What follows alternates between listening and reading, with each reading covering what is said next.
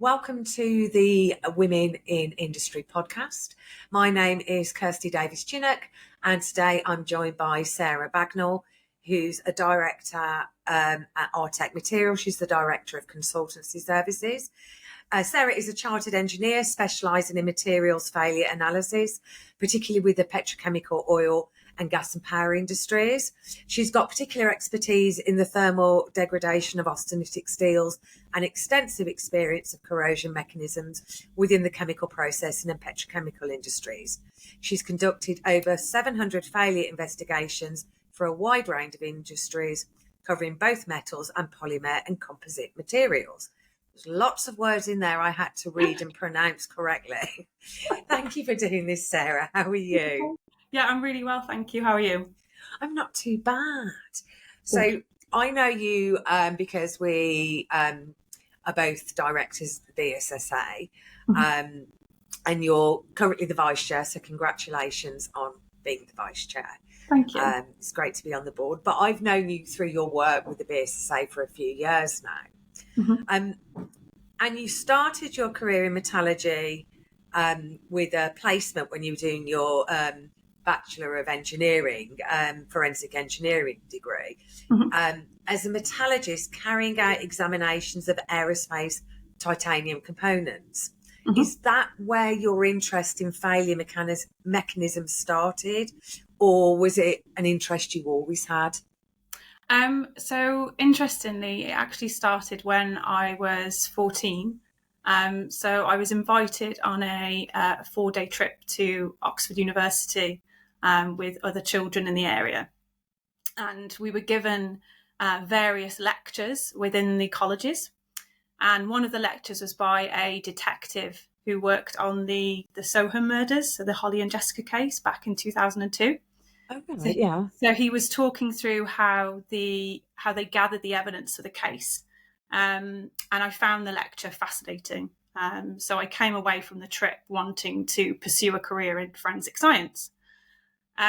So when it came to picking a degree, I looked around various universities who were offering this as a degree. But when I finished looking at the universities, I decided to do some research into the kind of career choice, and found that it was quite limited. So people who pursued a career in forensic science, they would only do kind of one element, so fingerprints or blood analysis. It wasn't kind of looking at the bigger picture, so gathering the evidence itself. That would be more to do with the detective. So I dug a little deeper and found forensic engineering instead, which was essentially looking at dead materials rather than dead bodies.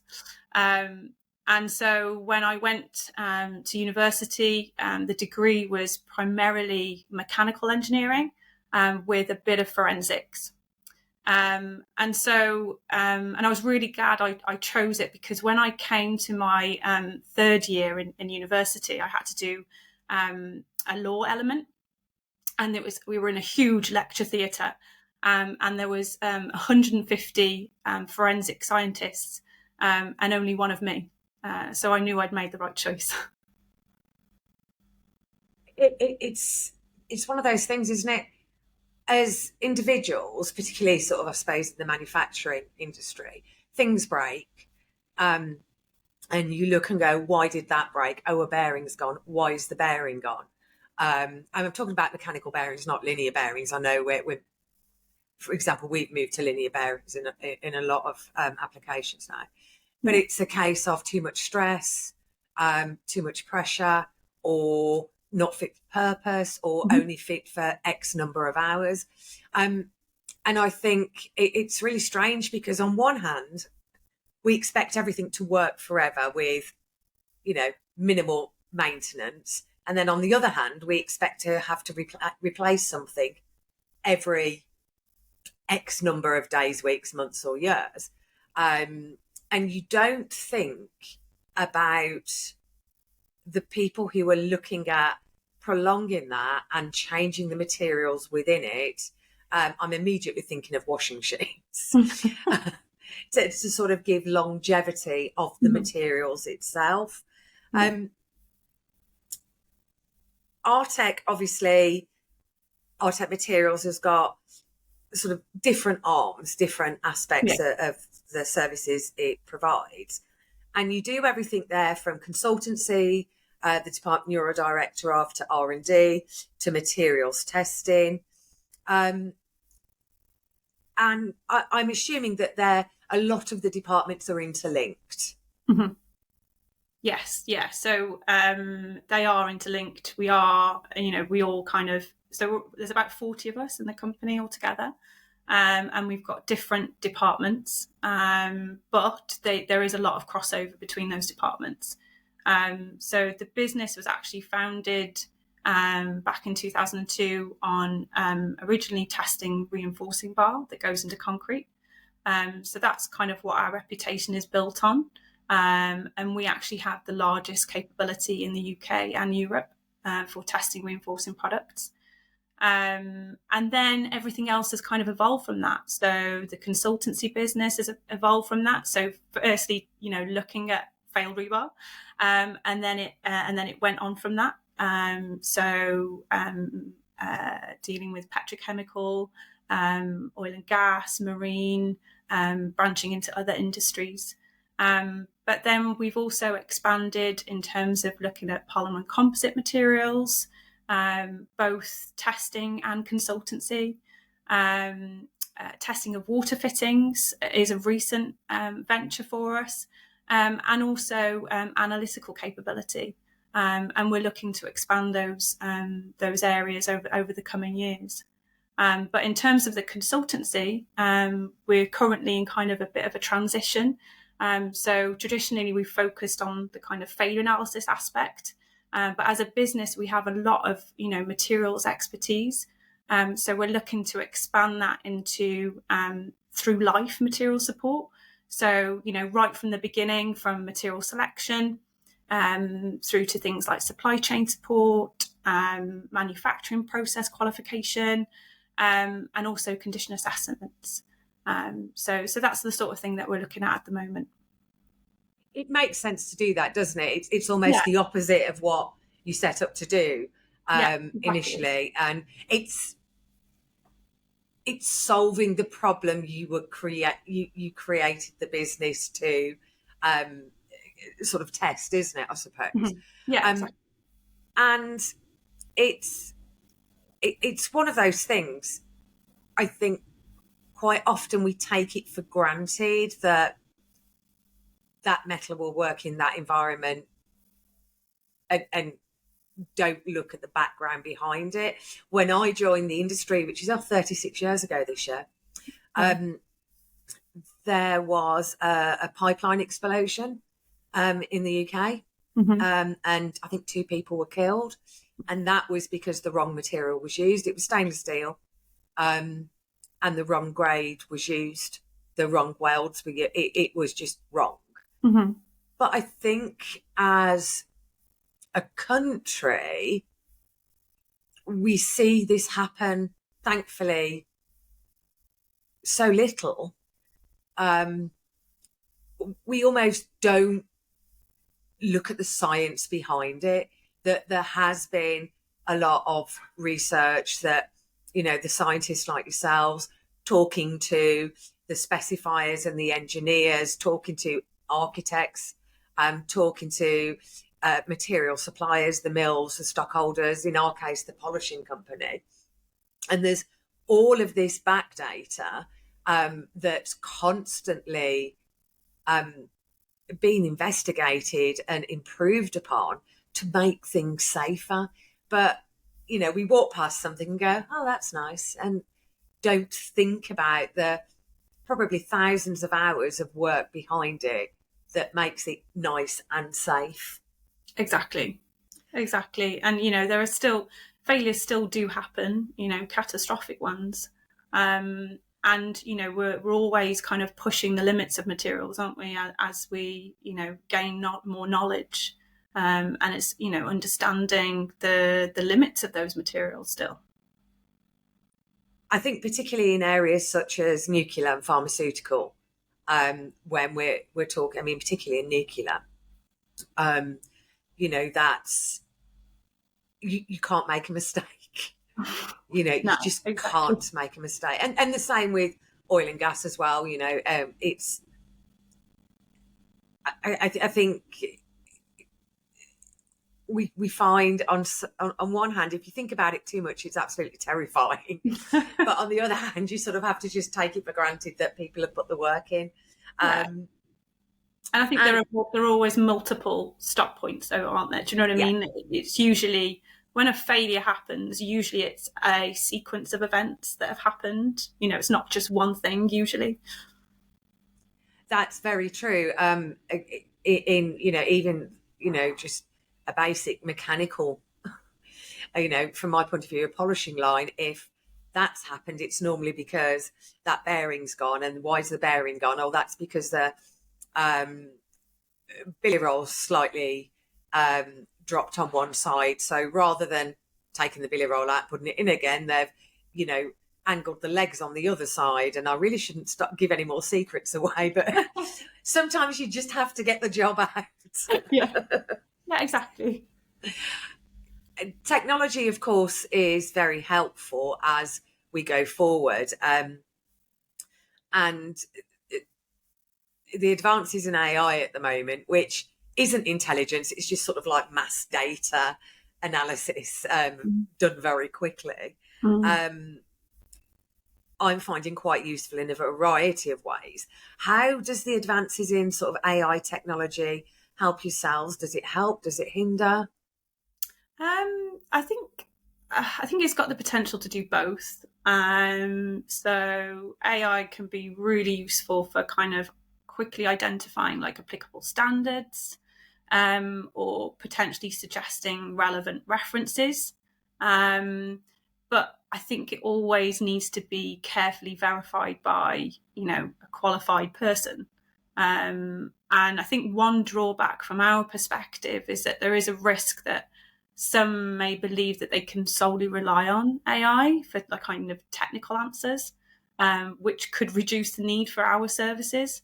But in reality, AI should only be seen as, a tool for support rather than a substitute, I think. I agree completely. And it's one of those things, isn't it? It's like, it's garbage in, garbage out. It can. I was talking to someone the other day and I likened it to like, unsustainable fishing, just throwing a net in and dragging through the ocean and then picking out the one herring you want. Yeah, exactly. And you've caught everything else that you don't need. It's, if you pick up the wrong herring, it's a red herring. Oh, didn't even think about it. I mentioned at the beginning that you're the current vice chair of the British Stainless Steel Association, but you have other roles as well. You're also the chair of the Institute of Corrosion, Wales and South West branch. Mm-hmm. What do you enjoy about those roles, and what do you feel they give to you?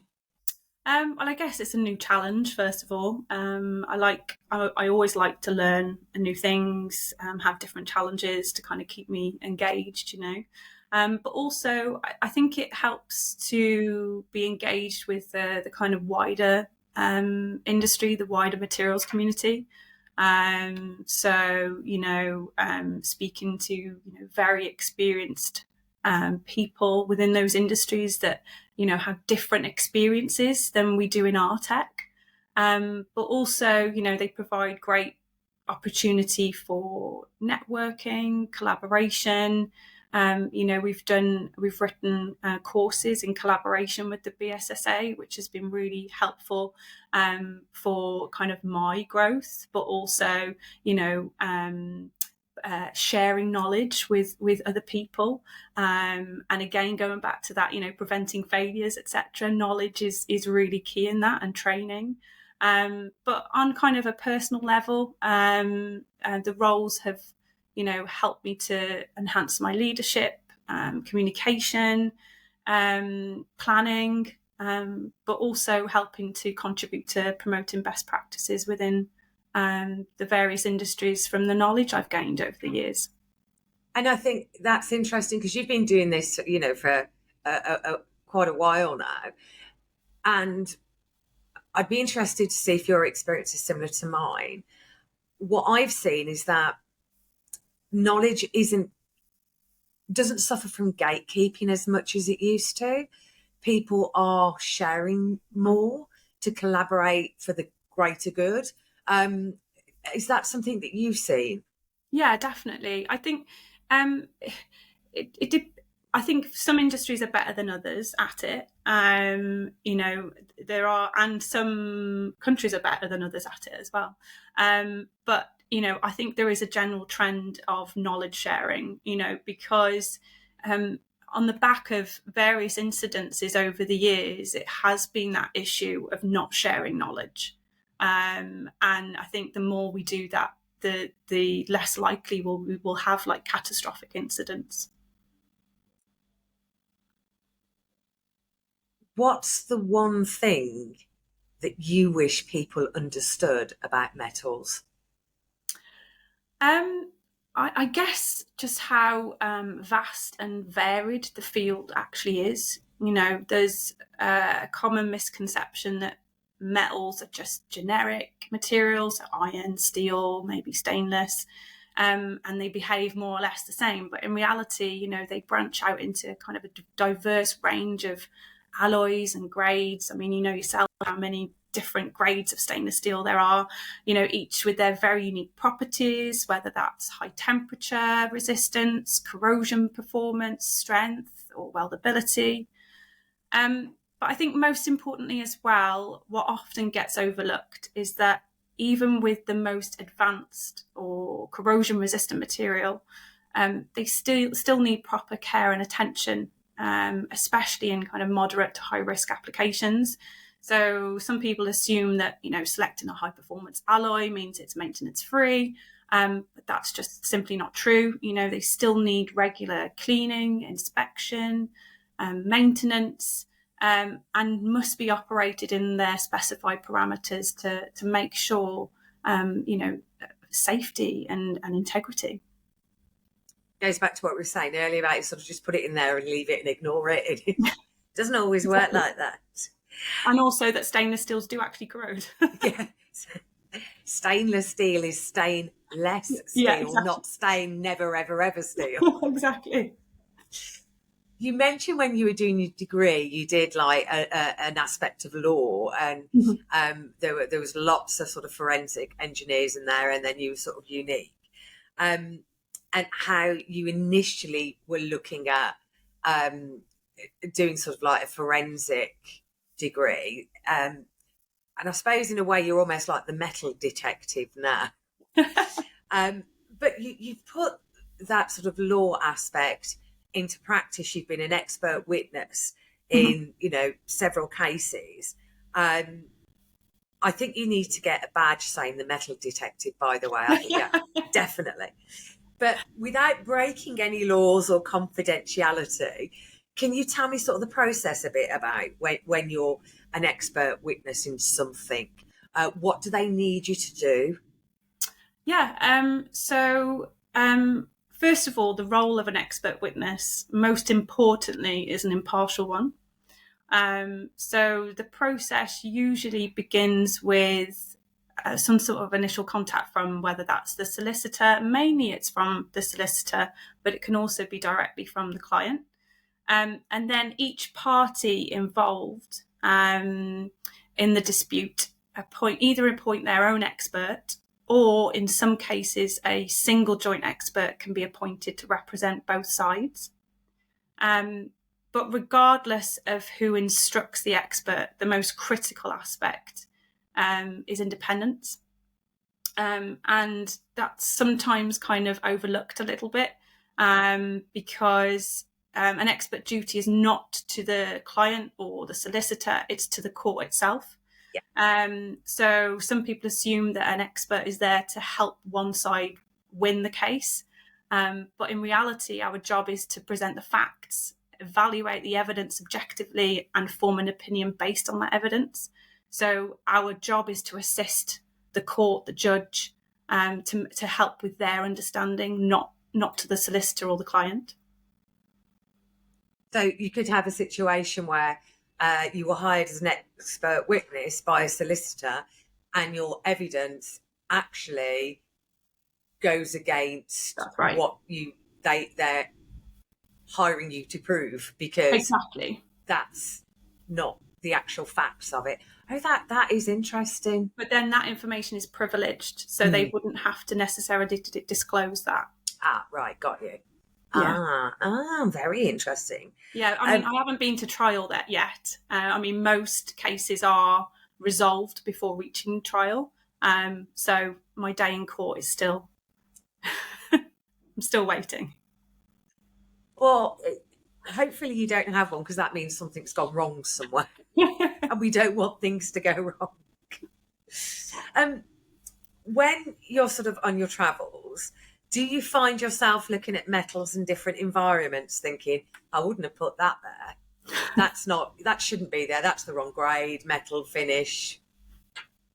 Yeah, I mean, I remember being in a restaurant once where they used reinforcing steel as part of a feature shelving unit. And I couldn't help but look a bit closely to figure out what the grade of rebar was, just from the rib pattern. So I guess it's a bit of a habit, really, isn't it? Looking at different things. If you see a bit of rust, you know, you're like, oh, have they used the right material there, or have they been cleaning it properly, etc. In Birmingham, Bank Restaurant, which is a great place, really like Bank. And when it opened, which was about 30 years ago, they've got some stainless steel around the bar that is decorative, and somebody's got an angle grinder and just done this. And I don't even know how many times I've been to Bank, and as soon as I go in, it's like I have to look at the angle grinding, and it's like, can we just take it off? I'll do a nice circle polish and put it back on. Brilliant. And finally, Sarah, what's the best piece of advice you've ever received? I think the best piece of advice is choose a job you love and you'll never work a day in your life. I think that really resonates with me. Of course, there are stressful moments, you know, no job is without its challenges. But I genuinely love what I do. And the most rewarding part is that I get to learn something new every single day. And that kind of constant opportunity for growth is what keeps me engaged and passionate about my work. Yeah, I like that. Every day is a school day. Yeah, exactly. Yeah, if you're not learning, then it's a bit boring. Yes, it's I used to sports team I played for was, if you're not falling, you're not learning. But yeah. Yeah, I like that. I always say to my kids, if you're not falling over, then you're not having fun. Oh, thank you so much for joining me, Sarah. It's been absolutely fascinating to hear from you. Thank you. Oh, you're welcome. Thank you, Kirsty.